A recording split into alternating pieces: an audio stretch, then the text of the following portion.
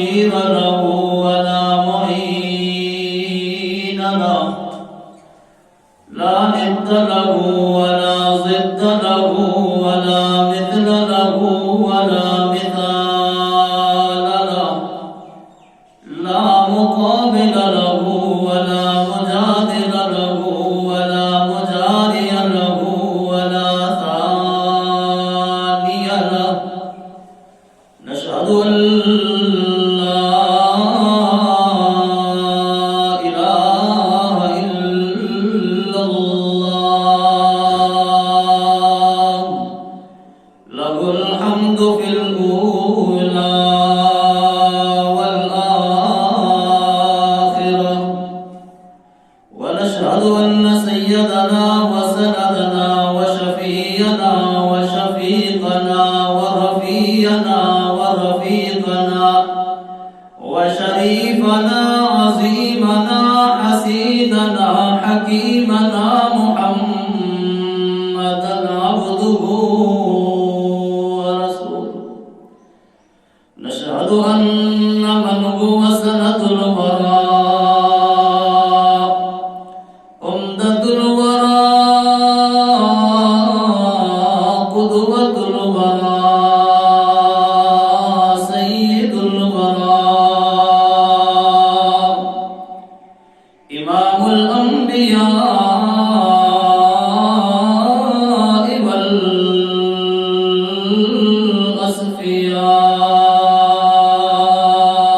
والأصفياء. نشهد أن سيدنا وسندنا وشفينا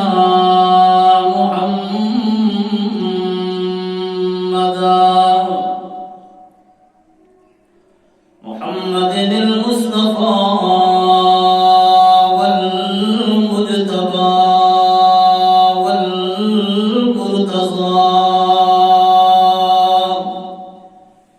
اسمه مكتوب في الإنجيل والتوراة.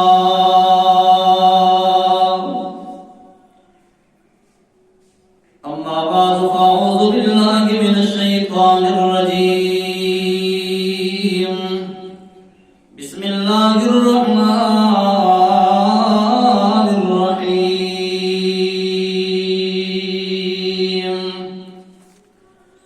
الذين إن مكناهم في الأرض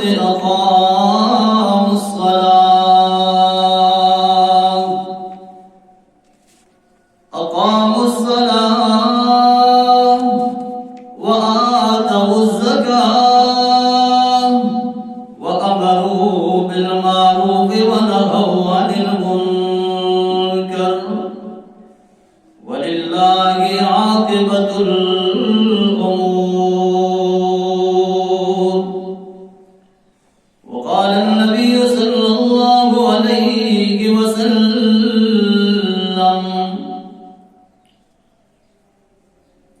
رؤيا الأنبياء حق، سبحان ربك رب العزة عما يصفون، وسلام على المرسلين والحمد لله رب العالمين. إن الله وملائكته يصلون على النبي يا أيها الذين آمنوا صلوا عليه وسلموا تسليما.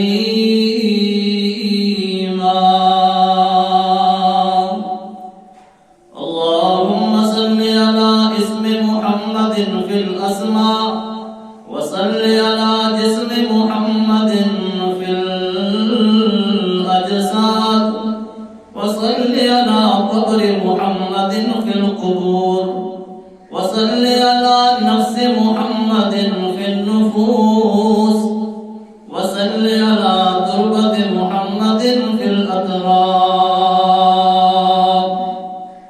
وصل على جميع الأنبياء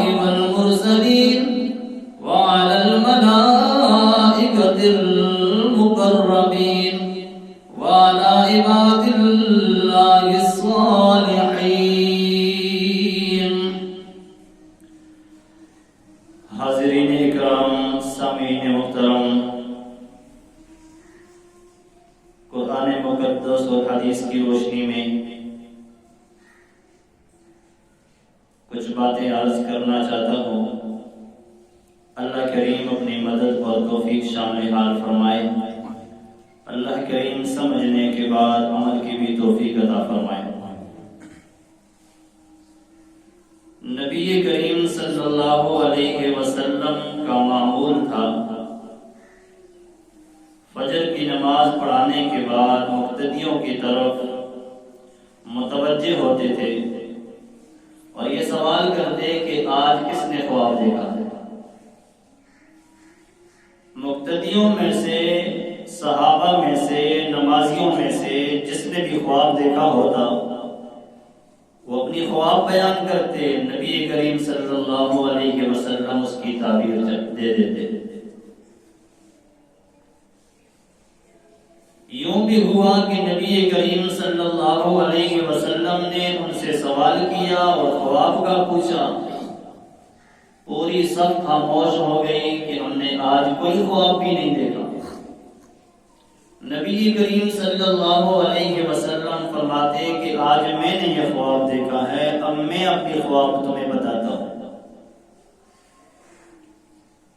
تعجب کی بات تو یہ ہے کہ نبی کریم صلی اللہ علیہ وسلم کو صحابہ خواب بتاتے تو نبی پاک صلی اللہ علیہ وسلم اس کی تعبیر دے دیتے، لیکن جب نبی کریم صلی اللہ علیہ وسلم اپنی خواب بیان کرتے تو پھر صحابہ تعبیر نہیں دے سکتے تھے، نبی پاک خود تعبیر بتاتے۔ اس سے پتہ چلتا ہے امام کا جو رتبہ ہے وہ بہت ہی بڑا ہوتا ہے۔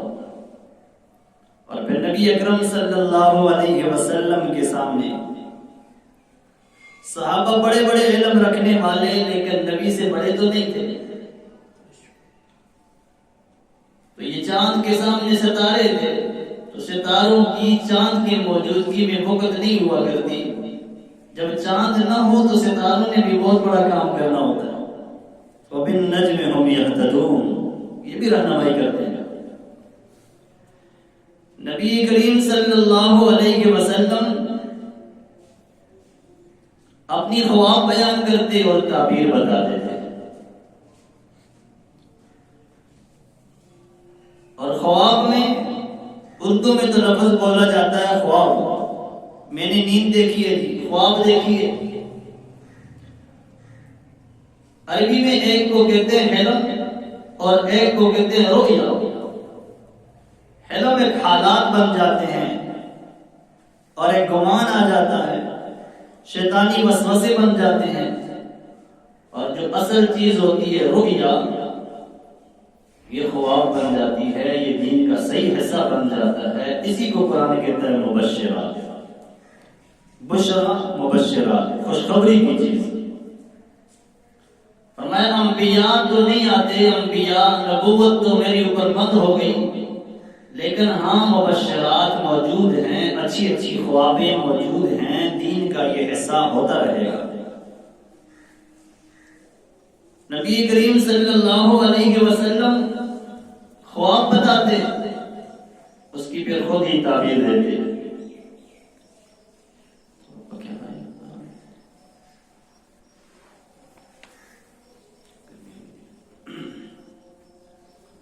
نبی کریم صلی اللہ علیہ وسلم فرماتے ہیں میں آرام کر رہا تھا، لیٹا ہوا تھا، سویا ہوا تھا، دو فرشتے میرے پاس آتے ہیں نیند میں، اور دو فرشتے مجھے پکڑ کے اٹھا کے ایک زمین پہ لے جاتے ہیں۔ یہاں سے جب مجھے اٹھا کے دوسری زمین پہ لے گئی، دوسری جگہ لے گئی، میں دیکھتا ہوں ایک شخص لیٹا ہوا ہے اور ایک شخص کھڑا ہے۔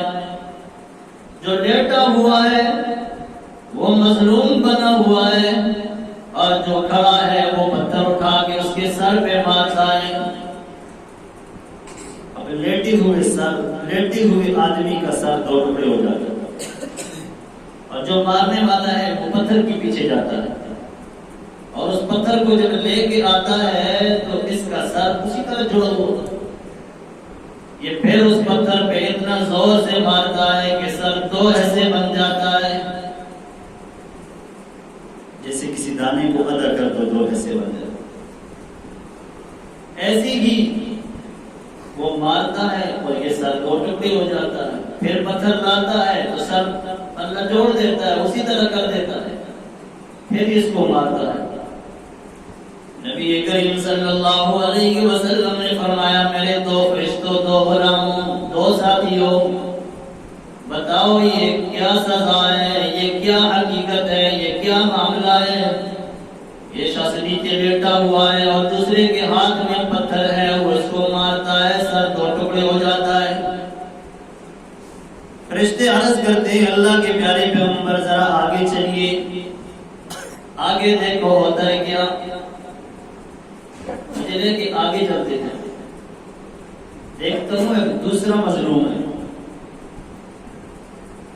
اور ایک شخص کے ہاتھ میں لوہے کا انکڑا اردو میں لکھا ہے پکڑا ہوا ہے اور وہ اس کو کبھی منہ میں ڈالتا ہے، کبھی ناک میں ڈالتا ہے، کبھی آنکھوں میں ڈالتا ہے اور کھینچتا ہے تو اندر کا سارا گوشت باہر آ جاتا ہے. جب پہلے ڈالتا ہے تو گدی میں گوشت پہنچ جاتا ہے اور پھر گدی کی طرف پیچھے کی طرف جان کے اس گوشت کو کھینچتا ہے تو یہ خراب ہو جاتا ہے. نبی پاک صلی اللہ علیہ وسلم نے فرمایا یہ کون سے نوجوان ہیں، یہ کون سی مظلومیت ہے کہ ایک کو ایسے بے دردی سے سزائیں دی جا رہی ہیں.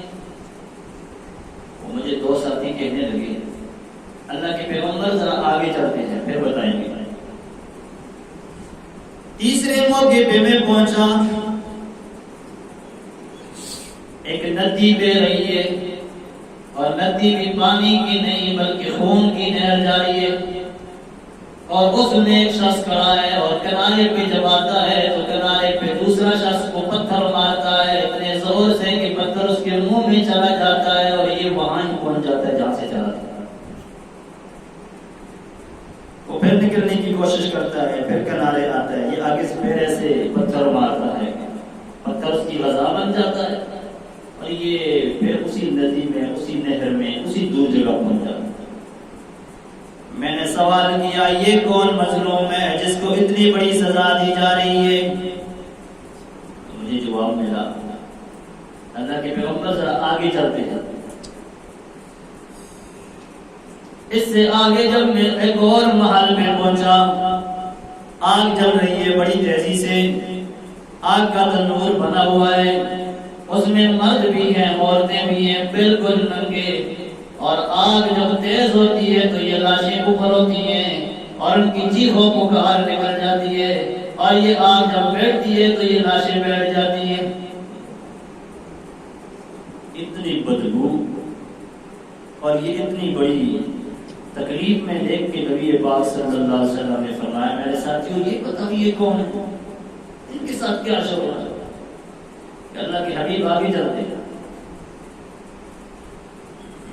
آگے گزرتے ہوئے ایک باغ میں مجھے لے گئے اور باغ بھی بڑا خوبصورت اور باغ کے اندر ایک مکان ہے وہ بھی بڑا خوبصورت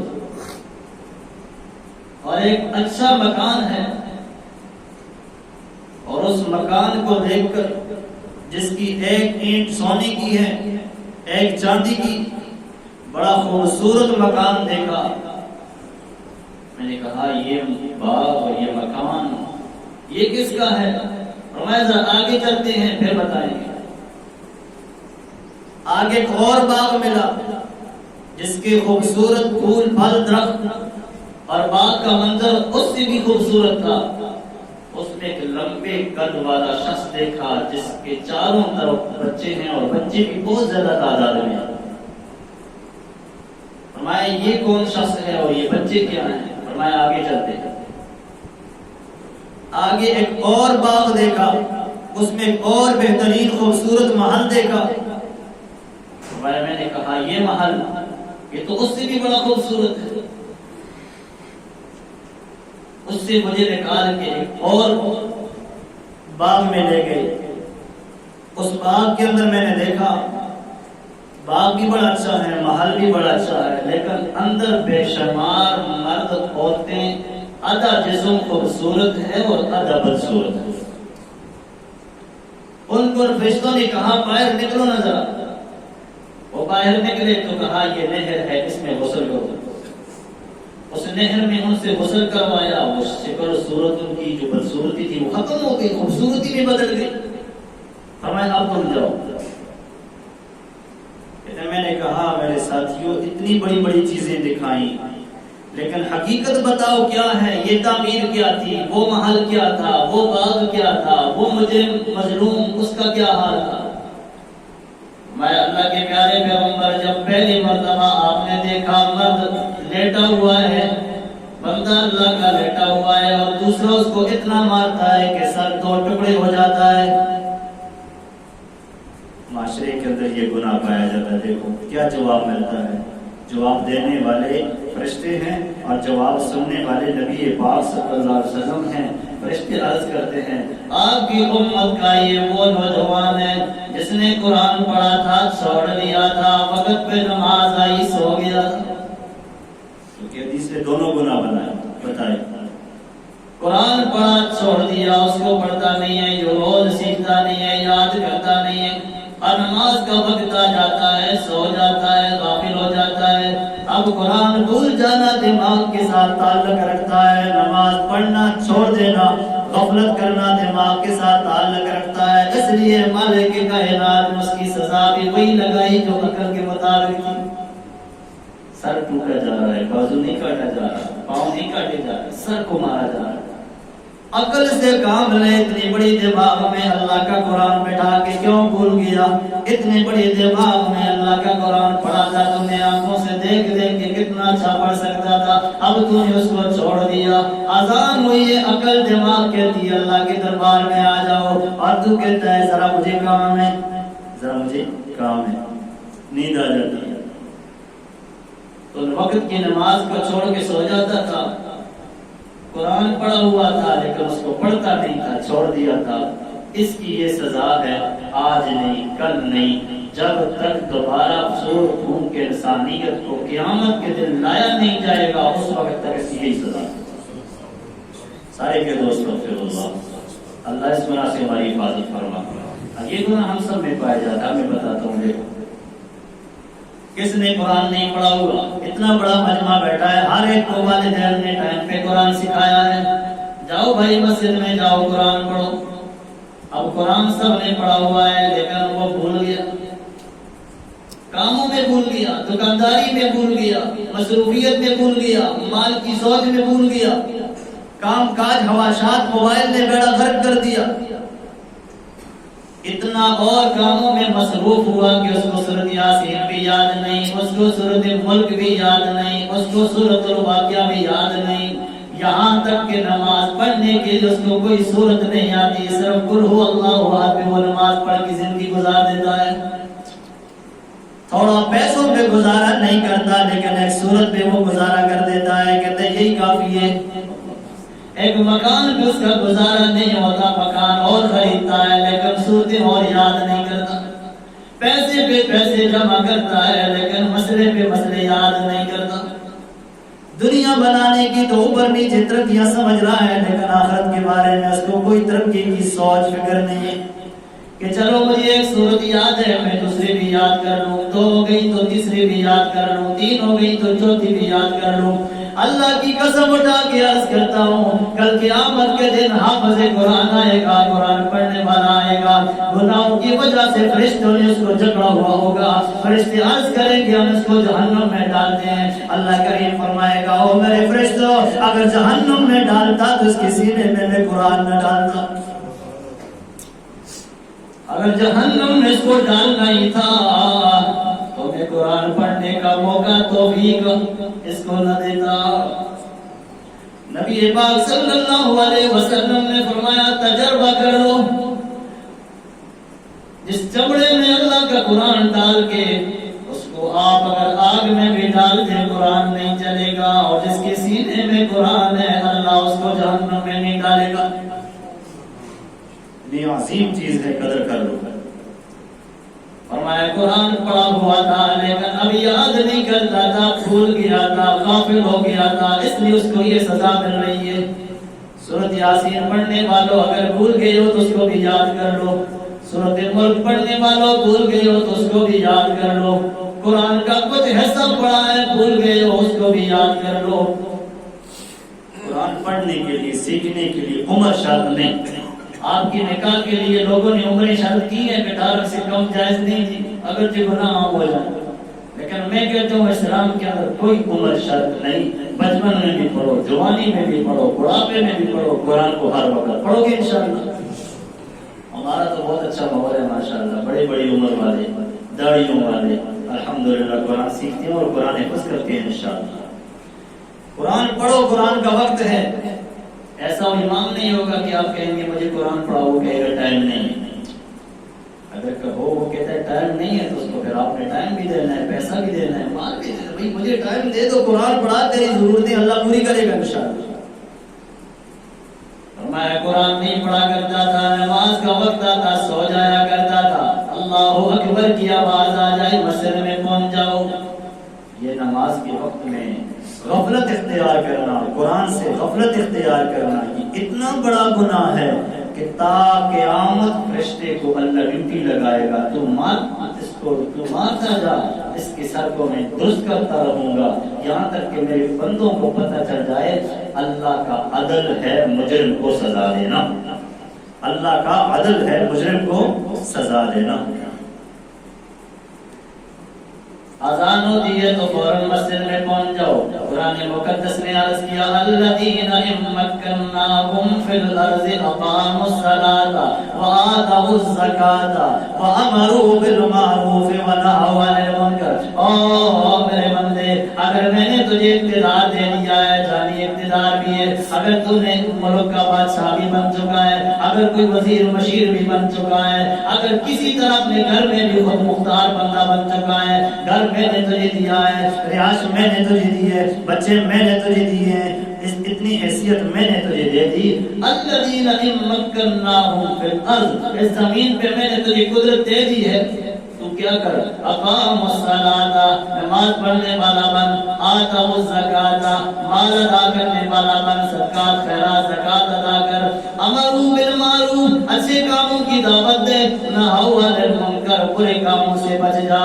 جاؤ افغانستان میں دیکھو ماشاءاللہ اللہ نے ان کو اقتدار دیا ہے. پہلا کام ہے کوئی بے نمازی نہیں ہے, دوسرا کام ہے زکات دینے والے, ہمدردی کرنے والے, رواداری والے موجود ہیں, اور تیسرا کام ہے اچھے کاموں کے لیے مسجد میں بلایا جاتا ہے, اچھے کام بیٹھ کے فیصلے ہوتے ہیں, برے کاموں کے لیے سزائیں مقرر کر لی ہیں کہ کوئی بھی برا کام نہ کرے.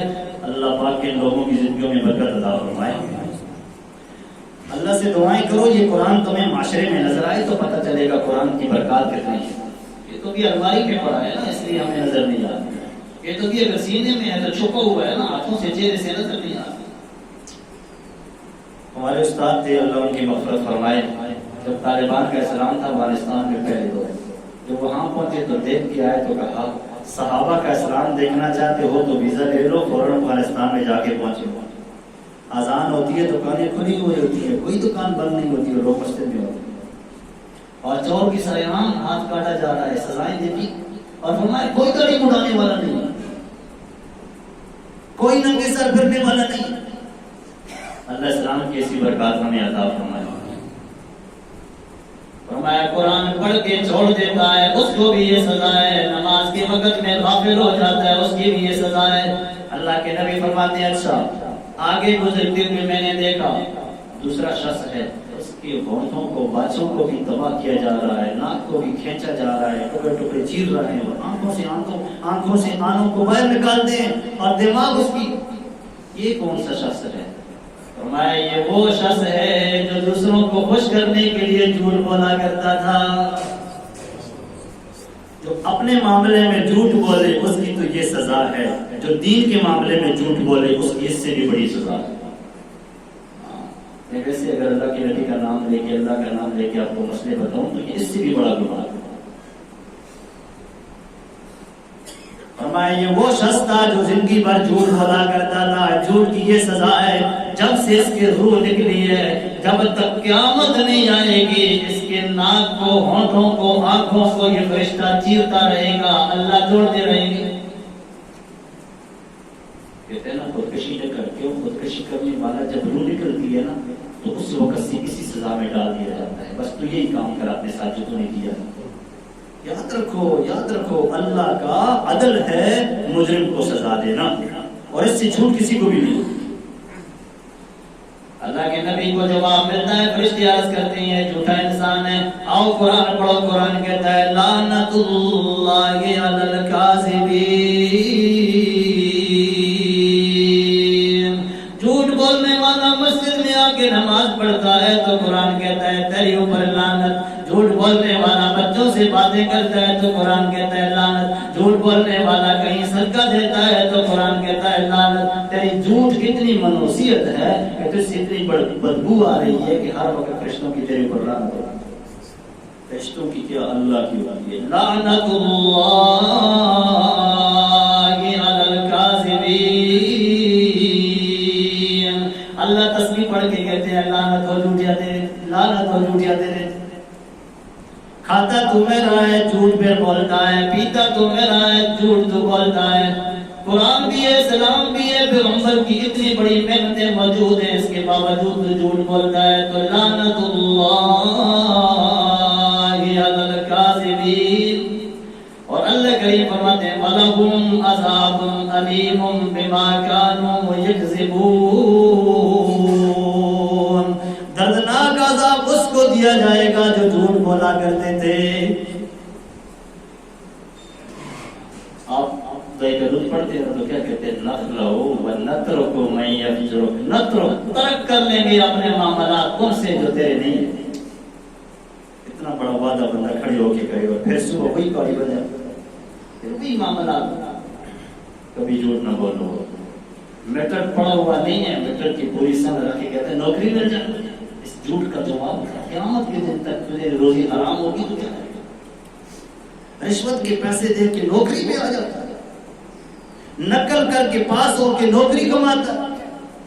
یہ زندگی سنبھالنا اتنا ضروری نہیں, رب کی قسم آخرت کا خیال کرنا اس سے بھی بڑی ضرورت ہے.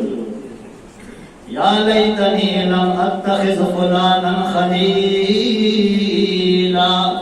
سورۃ فرقان کہتی ہے لم اتخذ فلانا خلیلا. افسوس میں اس گندے کو دوست نہ بناتا تو کتنا اچھا ہوتا. اس نے نقل پہ مجھے ابھارا, اس نے سود پہ مجھے ابھارا, اس نے الٹی کام پہ مجھے لگایا. لم اتخذ فلانا خلیلا. فرمایا جب آگے ہوا تو نہر کے اندر شخص ہے نکلنا چاہتا ہے لیکن اس کو فرشتہ نکلنے نہیں دیتا. یہ کون ہے؟ اب دیکھو یہ دوسری کی پہلی کی سزا کیا تھی؟ دماغ ٹوٹی جا رہی ہے. کیوں؟ غافل تھا, غفلت دماغ کے ساتھ آ رہا ہے. دوسری کی سزا کیا تھی؟ سارے اعضاء کو چیرا جا رہا ہے, زبان کو, ناک کو, آنکھوں کو. کیوں؟ یہ جھوٹ بولتا تھا, یہ چہرے کے ساتھ تعلق ہے, خوش کرتا تھا, ہنس ہنس کی بات کرتا تھا, بڑا مزہ آ رہا تھا. اور تیسرے کے ساتھ تعلق کیا ہے؟ تیسرے کو پتھر مارا جا رہا ہے اور وہ پتھر اس کی غذا بن جاتا ہے. کیوں؟ یہ سود کھاتا تھا, اور سود اتنی حرام چیز ہے کہ یہ جس طرح خون حرام ہے, سود اس طرح خون کو کوئی پیتا ہی, اتنی گندی چیز ہے. فرمایا حلال جانور بھی ذبح کرو, اس کے گوشت کو دو, یہ نظافت ہے. جب ذبح کرو تو اپنے کپڑوں کو اس کی گردن والے خون سے بچاؤ. دم مسفوح آج حرام ہے. لیکن آج کا تعویذ فروش آپ کے لیے مسئلہ حل کرنے کے لیے خون لائے گا اور خون پہ قرآن لکھ کے آپ کو تعویذ دے گا.